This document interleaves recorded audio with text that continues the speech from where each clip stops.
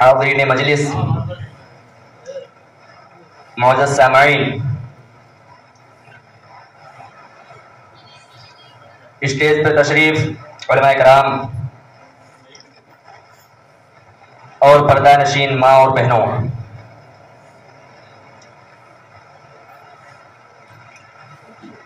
موضوع خطابت ہے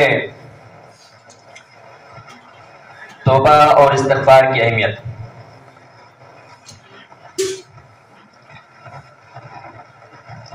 مجھ سے پہلے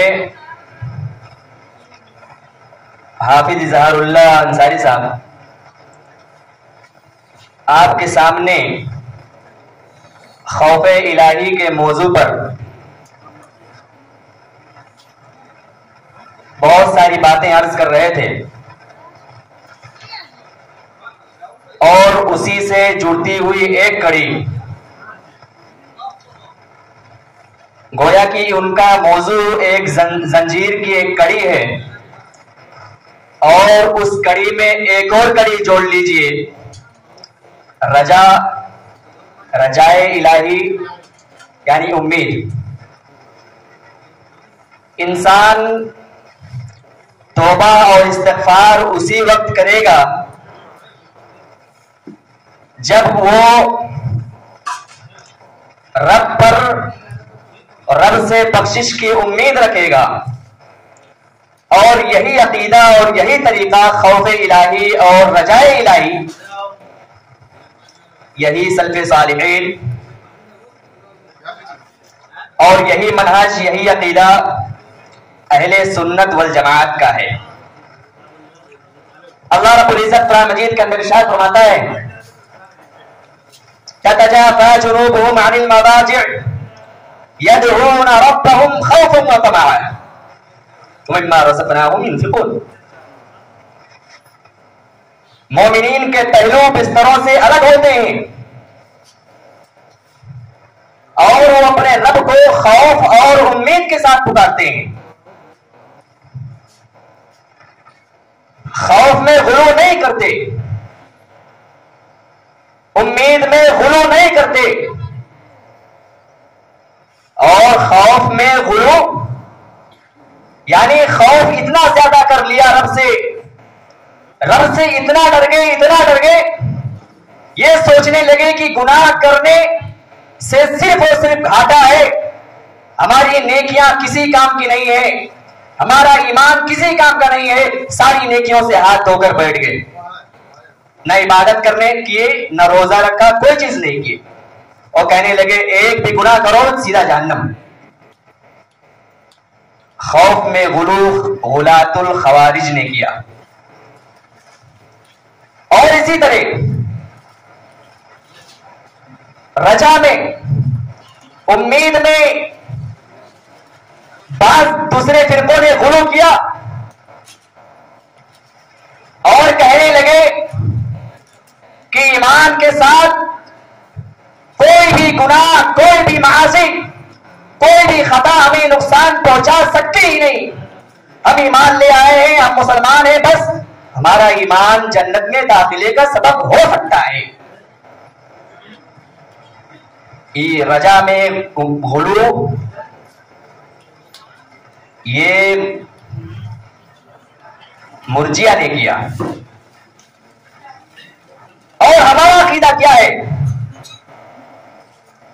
ہمارا منہج کیا ہے، ہمیں رب نے کیا عقیدہ بتلایا ہے، ہمارا طریقہ کیا ہے؟ ہمارے رب نے قرآن کے اندر فرمایا یدعون ربهم خوفا وطمعا، ایمان والے کیا کرتے ہیں؟ وہ خوف اور امید کے ساتھ رب تعالیٰ کو پکارتے ہیں۔ خیر، یہ چھوٹی سی مختصر سی بات تھی جو اس زنجیر کی کڑی کے ساتھ اس کڑی کو جوڑ لیجئے، اور ان دونوں کڑیوں کے ساتھ ہمیں اپنی زندگی بسر کرنی ہے، ہمیں عبادت میں خوف اور رجا دونوں کو شامل کرنا ہے۔ حاضرین گرامی، ہم میں سے ہر ایک خطا کار ہے، ہر ایک گناہگار ہے، کوئی بھی گناہ سے پاک نہیں ہے۔ حدیث رسول کل بنی آدم خطاء وخیر الخطائین التوابون، ہر بنی آدم خطا کار ہے، سارے کے سارے گناہگار ہیں، لیکن گناہگاروں میں سب سے بہتر گناہگار وہ ہے جو توبہ اور استغفار کرتا ہے، جو رب کی جانب رجوع کرتا ہے، اپنے ماتھے کو رب کے سامنے حاضر کرتا ہے، روتا ہے، گڑگڑاتا ہے، رب سے بخشش طلب کرتا ہے۔ اور یہی ایمان والے کا، ایک مومن کا شیوا ہوتا ہے کہ جب وہ کوئی گناہ کرتا ہے تو رب کے سامنے حاضر ہوتا ہے، بجائے اس کے کہ اس پہ اڑے رہنے کے، اس پہ جمے رہنے کے، وہ رب کے سامنے حاضر ہو کر رب سے معافی طلب کرتا ہے، بخشش طلب کرتا ہے۔ اور ایمان والے اپنے گناہوں کو پہاڑ کی طرح محسوس کرتے ہیں۔ انس بن مالک رضی اللہ تعالیٰ عنہ بیان فرماتے ہیں کہ ایک ایماندار، ایک مومن جب وہ گناہ کرتا ہے تو اپنے گناہ کو ایسے محسوس کرتا ہے جیسے اس کے اوپر پہاڑ ہو اور اسے خوف ہو، ڈر ہو کہ وہ پہاڑ اس کے اوپر گر جائے گا۔ جبکہ ایک فاسق، ایک فاجر اپنے گناہ کو بہت ہی ہلکا محسوس کرتا ہے، گویا کہ اس کے ناک پر ایک مکھی بیٹھی اور اس نے ہاتھ کا اشارہ کیا اور اٹھ کے چلی گئی۔ اس حدیث کو سامنے رکھیں اور اپنے آپ کا جائزہ لیں، کیا ہماری حالت ایسے نہیں ہے؟ کیا ہم گناہ کرنے کے بعد اس پہ اڑے نہیں رہتے؟ کیا ہم گناہ کو مکھی جیسے محسوس نہیں کرتے؟ کیا ہم گناہوں کو ہلکا محسوس نہیں کرتے؟ یقیناً ہماری حالت بالکل اسی طرح ہے۔ انس بن مالک رضی اللہ تعالیٰ عنہ اپنے دور کے لوگوں سے کہا کرتے تھے کہ لوگوں، تم ایسے ایسے گناہ کرتے ہو، ایسی ایسی خطائیں کرتے ہو جو تمہارے نزدیک تو بال سے زیادہ باریک ہے، لیکن انہی گناہوں کو، انہی خطاؤں کو ہم عہد رسالت میں، نبی کے زمانے میں، نبی صلی اللہ علیہ وسلم کے دور میں بہت بھاری اور بھرکم محسوس کیا کرتے تھے۔ ذرا غور کریں، یہ دور، جس دور میں انس بن مالک رضی اللہ تعالیٰ عنہ کہہ رہے ہیں یہ بات، وہ دور تابعین کا دور ہے، صحابہ کرام سے تعلیم یافتہ، صحابہ کرام سے علم حاصل کرنے والے تابعین اس دور میں انس بن مالک کہتے ہیں کہ تم ایسے ایسے گناہ کرتے ہو کہ ان گناہوں کو ہم نبی کے دور میں بھاری بھرکم محسوس کیا کرتے تھے، جبکہ اگر اس دور میں انس بن مالک رضی اللہ تعالیٰ عنہ ہوتے تو کیا کہتے ہیں؟ ہم ذرا غور کریں۔ عزیزان گرامی، معزز سامعین، ہمیں چاہیے کہ ہم گناہوں کا بوجھ محسوس کریں، رب کے سامنے حاضر ہو، رب سے بخشش طلب کریں، رب کی طرف رجوع کریں، رب سے توبہ استغفار کریں۔ اور یہی طریقہ ہمارے نبی کا تھا، یہی طریقہ تمام نبیوں کا تھا، تمام انبیاء کا تھا، تمام رسولوں کا تھا کہ وہ غلطی کرنے کے بعد، گناہ کرنے کے بعد، خطا کرنے کے بعد وہ رب کی بارگاہ میں رجوع کیا کرتے تھے۔ آدم علیہ السلام، حوا علیہ السلام جب گناہ کر بیٹھتے ہیں، جس درخت کے قریب جانے سے رب العزت نے منع فرمایا تھا، اس کے قریب جا کر اس کے پھل کو چکھ بھی لیتے ہیں، ان کے جسم سے کپڑے اتر جاتے ہیں، درخت کے پتوں سے اپنے جسم کو ڈھانپنے لگتے ہیں، انہیں اپنے غلطی کا احساس ہو جاتا ہے، وہ فوراً رب کی بارگاہ میں رجوع کرتے ہیں، رب کے سامنے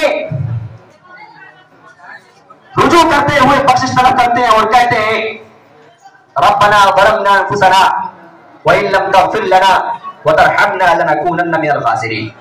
اے ہمارے رب، ہم نے اپنے جانوں پر ظلم کیا ہے، ہم نے اپنے آپ پر ظلم کیا ہے، اور اگر تو نے ہمیں بخشا نہیں، ہمیں معاف نہیں کیا تو ہم خسارہ پانے والوں میں سے ہو جائیں گے۔ اور اتنا ہی نہیں،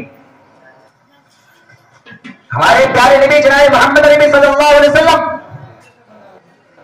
جو کہ معصوم عن الخطا ہے، سارے گناہوں سے پاک، اگلی پچھلی ساری خطائیں معاف، وہ ایک محفل میں، ایک مجلس میں بیٹھ کر رب اغفر لی وتب علی انک انت التواب الغفور 100 مرتبہ کہا کرتے تھے، وہ بخشش طلب کیا کرتے تھے۔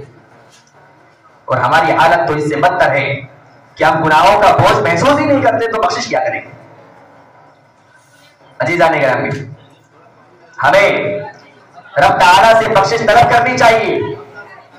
اور ایک بات یہاں پر کہ شیطان کو گناہ کرنے کے بعد، بے در پہ گناہ کرنے کے بعد شیطان کو ایک موقع مل جاتا ہے بہلانے اور پھسلانے کا۔ وہ کہتا ہے کہ میاں اتنے سارے گناہ کیے ہو، گناہ پہ گناہ کیے جا رہے ہو، اب رب سے بخشش مانگنے جا رہے ہو، توبہ استغفار کرنے جا رہے ہو، شرم نہیں آتی تمہیں؟ گناہ کا پہاڑ لیے ہو اور رب کے بارگاہ میں جا رہے ہو، تمہیں شرم نہیں آ رہی ہے؟ پھر وہیں سے انسان، ایک مسلمان لوٹ جاتا ہے، جبکہ میرا رب کیا کہتا ہے؟ میرا رب کہتا ہے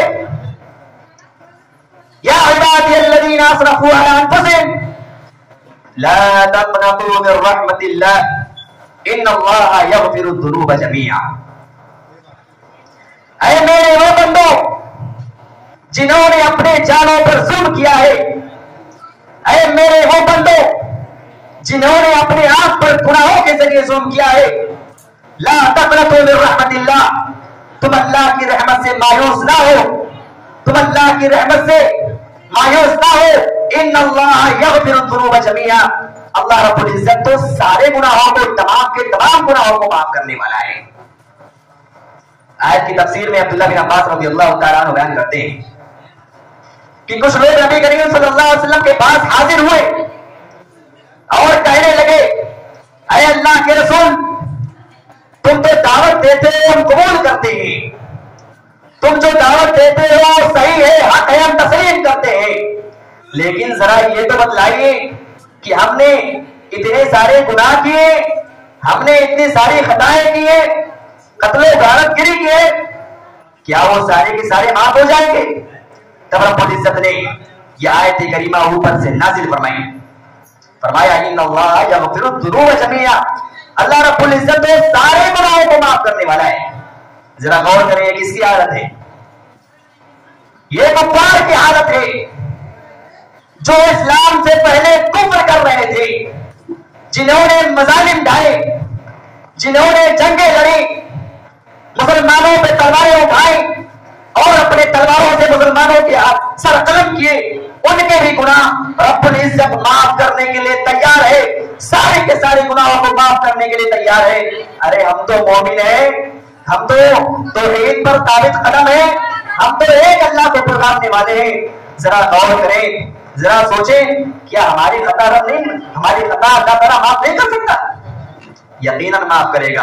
اتنا ہی نہیں، جب عیسائیوں نے، عیسیٰ علیہ السلام کے ماننے والوں نے کفر کیا تھا ان اللہ ثالث ثلاثہ، کیا ہے اللہ رب العزت تین میں قائم ہے، یعنی دو معبود تو ہے، انہی میں سے ایک اور معبود اللہ رب العزت بھی ہے۔ اللہ کے ساتھ انہوں نے کیا کیا؟ شرک کیا، اللہ کو شریک ٹھہرایا۔ رب العزت نے کہا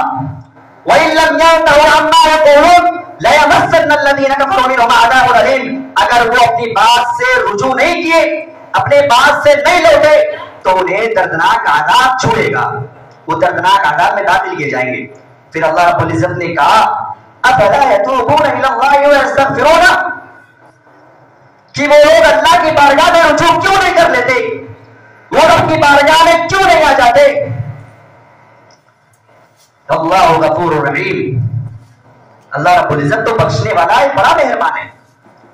یہ بھی کفار ہیں، یہ بھی اللہ رب العزت کے ساتھ شرک کرنے والے، اللہ رب العزت کو دیگر معبودان باطلہ کے ساتھ شریک کرنے والے، ان کو رب کہتا ہے کہ تم کیوں نہیں رجوع کر لیتے؟ رب کو تم بخشنے والا، معاف کرنے والا پاؤ گے۔ ہم تو رب کی وحدانیت کا اقرار کرتے ہیں، رب کو ایک مانتے ہیں، رب کو ایک کر مانتے ہیں، تو ہماری حالت ان سے کہیں زیادہ بہتر ہے، اور ہماری توبہ انشاءاللہ رب بدل جائے والا قبول فرمائے گا۔ اللہ فرماتا ہے من يعمل سوءا او يظلم نفسه ثم يستغفر الله يجد الله غفورا رحيما، جو کوئی اپنے نفس پر ظلم کرے، اپنے آپ پر ظلم کرے، پھر وہ بخشش طلب کرے، یجد اللہ غفورا رحیما، وہ اللہ رب العزت کو کیا پائے گا؟ بخشنے والا پائے گا، رحم کرنے والا پائے گا۔ معزز ساتھیوں، ہم اپنی عبادت خوف کے ساتھ اور امید کے ساتھ کریں، خوف کرتے ہوئے ہم گناہوں سے بچیں، اور امید رکھتے ہوئے رجا کے ساتھ ہم گناہ کرنے کے بعد انسان ہے، خطا ہو جاتی ہے، انسان ہے، غلطی ہو جاتی ہے، اس غلطی کے بعد ہم رجا کے ذریعے امید کے ساتھ رب کی بارگاہ میں حاضر ہو، اپنا ماتھا ٹیکیں، سجدے میں ہو، ہاتھ اٹھائیں اور رب سے بخشش طلب کریں، انشاءاللہ رب العزت ہماری خطاؤں کو معاف کرے گا۔ یہی عقیدہ منہج، یہی عقیدہ سلف صالحین کا ہے، اور یہی عقیدہ اہل سنت والجماعت کا ہے۔ یدعون ربهم خوفا وطمعا ومما رزقناهم ينفقون۔ اللہ رب العزت سے دعا کہ عالمین ہمیں نیک اعمال کرنے کی توفیق عطا فرمائے، ہماری خطاؤں کو معاف کرے، اور ہمیں اسلام پر قائم رکھے، اور جب ہمارا خاتمہ ہو تو اسلام اور ایمان پر ہو۔ وآخر دعوانا الحمدللہ رب العالمین۔